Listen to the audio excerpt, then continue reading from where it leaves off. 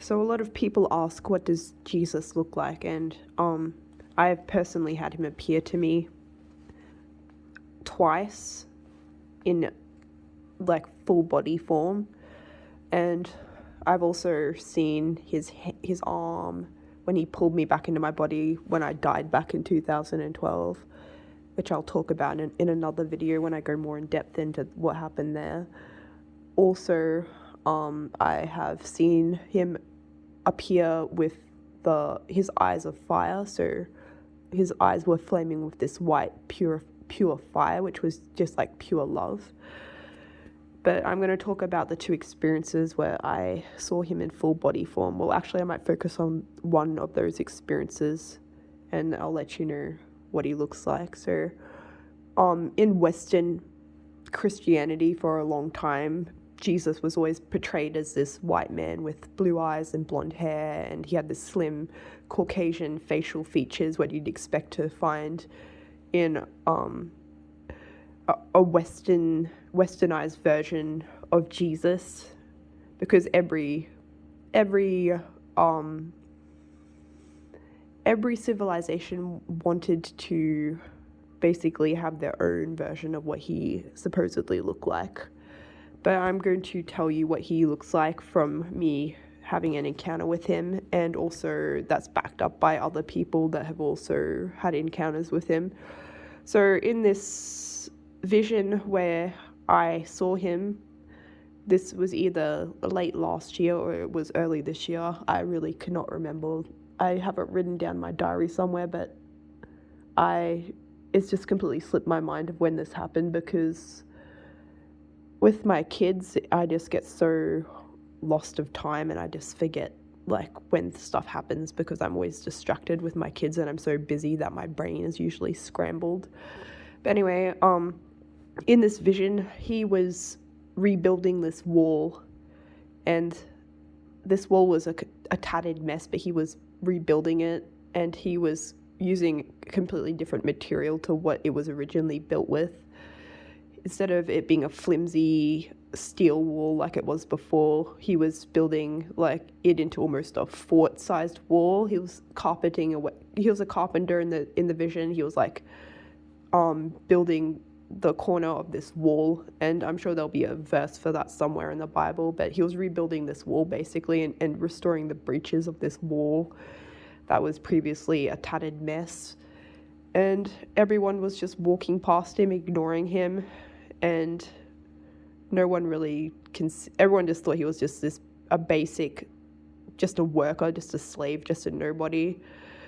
And he was dressed in this long robe that was like a flesh-colored robe, what you'd expect to see him in, just how people portray him with that robe. It's like a light brown robe sort of thing. That's what he was dressed in, and everyone was just walking past me, ignoring him. And the funny thing was, in the dream, I thought the same of him. I just thought he was just a nobody.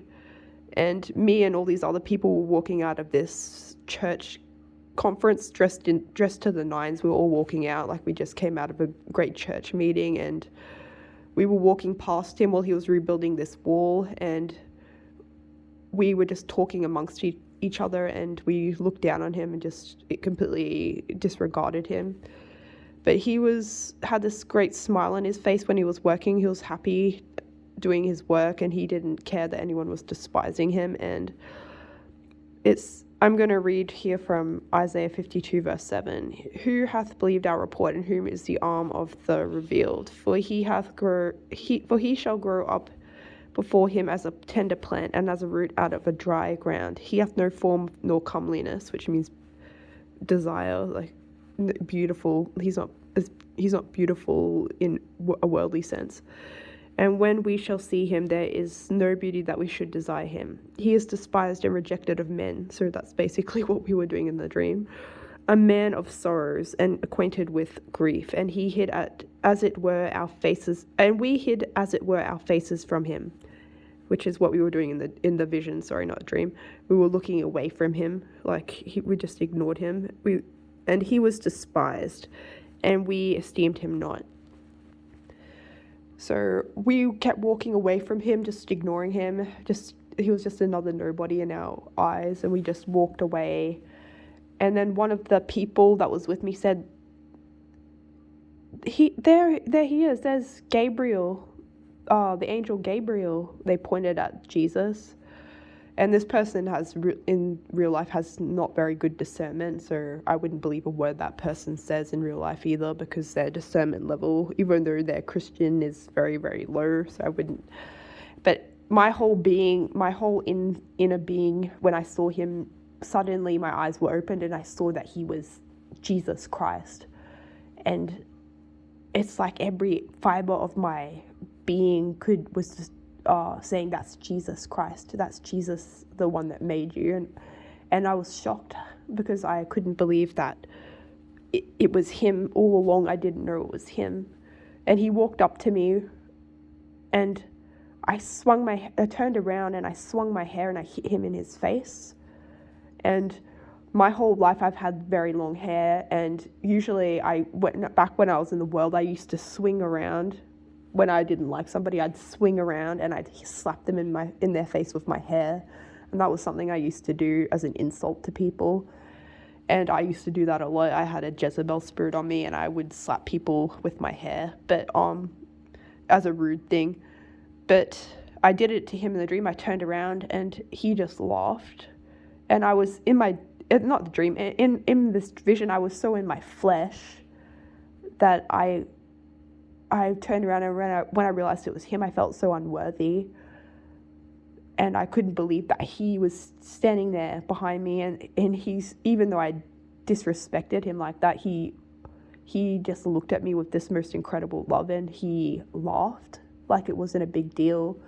And for about 10 seconds, he just stared right into my eyes with the most pure love and was trying to start a conversation with me. And that was the end of the vision. And he had the most piercing eyes of love I've ever seen. And nothing fazed him.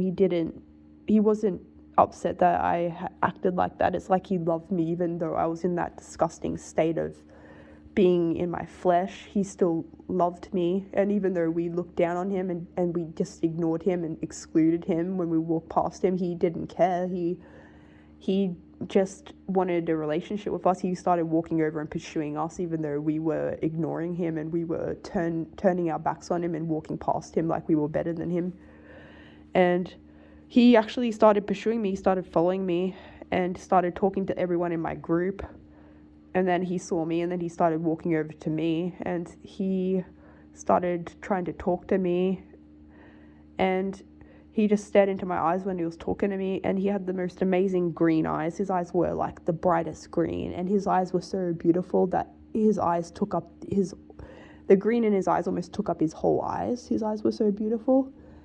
And there's a lady that had an encounter with him. I think her name's Cain, and she painted a photo. She painted a picture called The Prince of Peace, and you can Google it. Just type in a Cain portrait of Jesus, and Prince of Peace should come up. And in the painting she painted, it's almost identical to what he looked like when he appeared to me. And he had, like, I always expected, because he's Nazarene, I always expected him to have this giant beard, but he didn't have a giant beard. Like, he had brown hair, and it was like dark brown, and he had like a beard, but it wasn't really long. It was just like down to just under his chin, basically, like just a regular sized beard. He had like almost shoulder length curly, like wavy hair that was dark brown, and he had like these really thick brown eyebrows. He had these really massive, like beautiful green eyes. Like, his eyes were like the inside of his eyes, the actual colored part of his eyes were so beautiful. Like, the green was amazing. I've never seen anything like it. Like, I have green eyes, and his eyes were very beautiful, like dark green, like emerald green, and even more colorful than my eyes, which I consider pretty good because I have emerald green eyes. And he had, like, his hair, everyone's wants him to be white. Like, the whole Catholic Church has always painted him as like this white guy with blue eyes and blonde hair and a slender nose. And he did have a really slender, like, pointy nose. His nose was really slender and pointy, and he had really skinny lips. And if I looked at him, I wouldn't consider him, like, I wouldn't say he's not physically attractive, but I would say that he's just a regular, everyday looking guy. He's not like a supermodel, but he wasn't really ugly either. He was just a regular looking guy. And back to what I was saying, for most of westernized Christianity, Jesus has been portrayed as this white guy, like the whitest guy you can imagine. And now we're going to the other extreme where now it's this, everyone wants him to be black for some reason. Now they want him to be like African black, or, you know, African American black, and everyone's making videos that he's black now apparently, and Mark the Messenger's posting videos that Jesus was black, and Cowboy Troy's saying, oh, he's black, to all this white cowboy guy's like video that's going viral. I remember this white cowboy guy that's telling all these black people that Jesus was black, and I'm like, he's not black.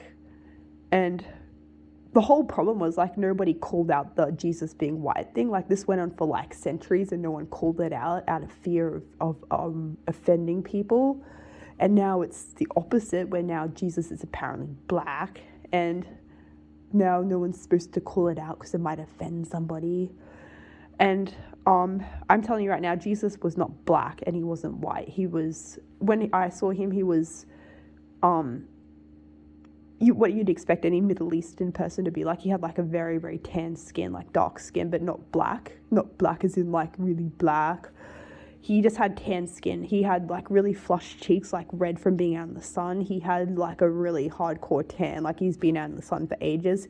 Sort of like what you'd expect like a Mediterranean person that sunbathes to have that kind of skin. Like, and he also had like, you know, what you'd expect from like a Middle Eastern Mediterranean person that spends a lot of time in the sun. He had a very, very tan complexion, and his voice almost sounded like Italian, and he had a beautiful voice, and you could just feel the love coming out of him. His voice was almost like this Italian, and I'm like, who is this guy? I'm like, but then I realized it was like a Jewish accent, and he was speaking English to me, and yeah, he's not black and he's not white, and I'm going to knock that on the head now before we spend 150 years talking about how Jesus is black, just like we spent 150 years saying that he's white. We're not going to do that. He's not black, he's not white, he's clearly a Nazarene, he's clearly Jewish, and let's just not become delusional all over again. Like, you can't be that desperate that you want Jesus to have blonde hair and blue eyes, and you can't be that desperate that you want Jesus to be jet black with brown eyes. Like, that's not what he was. He was tan and he had green eyes. He was like a Mediterranean, you know, like Middle Eastern complexion, that kind of complexion. And that is completely rational, and that lines up with what scripture would portray as him being someone that was Jewish and a man that spent a lot of time on foot walking out in the sun. So like I said, that Akane lady that did the painting, she almost painted him perfectly from what I've seen. Like, when I looked at the Prince of Peace painting that she did, it's almost identical to how he appeared to me. And at the end of the day, God's the one that made all different races. So he made white, he made black, he made Hispanic, he made Asian. Everybody is made in the image of God. Jesus just happened to be born Jewish because that is God's chosen people that the Messiah was to be born to. And just because he's not black and doesn't have black skin and brown eyes, and just because he's not white and doesn't have blue eyes and blonde hair and white skin, doesn't mean that he doesn't belong to all men. Like, Jesus came and died for all men. And at the end of the day, when you get to heaven, there's not going to be any blacks and whites, and there's not going to be anyone being given in marriage, and there's not going to be any male or female. It's just, we're all going to be in our spiritual form, in perfect form. So we'll have our glorified bodies, which we won't have like male or female anymore. We're all going to be in the image of Jesus Christ. And I know this because I've been dead before, and when I died, when I fell out of my body, I didn't talk English anymore. I talked this strange language, but I'm assuming it was either tongues or some sort of heavenly language, but it wasn't English anymore. I wasn't male or female anymore. I was just a spirit, and I also was just pure. And I was also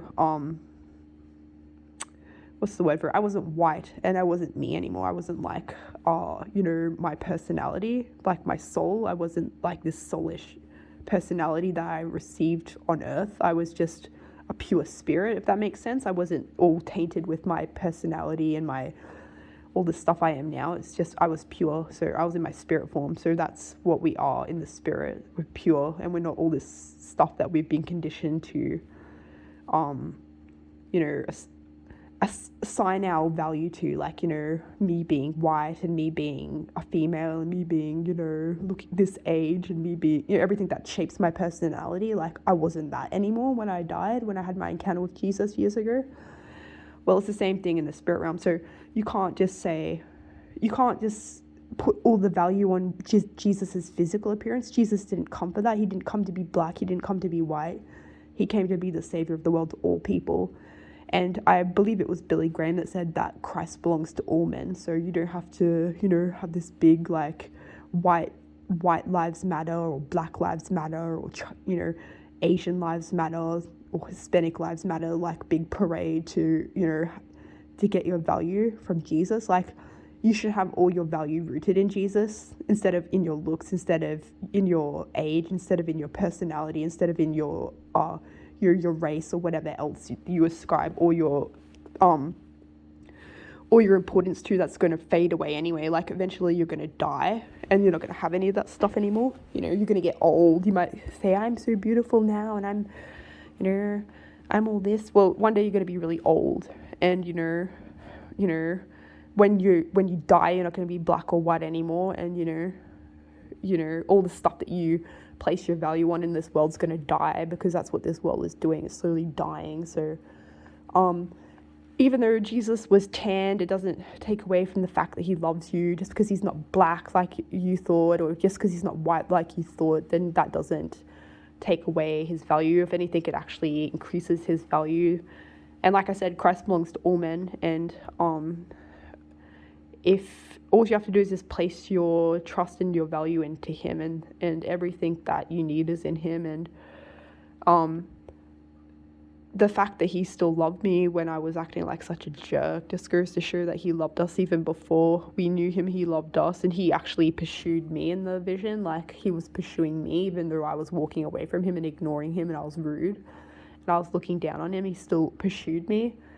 And that just goes to show his pure love. And it's something I've wanted to talk about for a while, because it's really annoying when I see all this stuff pop up, like Jesus is white or Jesus is black. God knows what he's going to be next. He's going to be Hispanic next. He's going to be Asian next. Who cares? Like, it's not about that.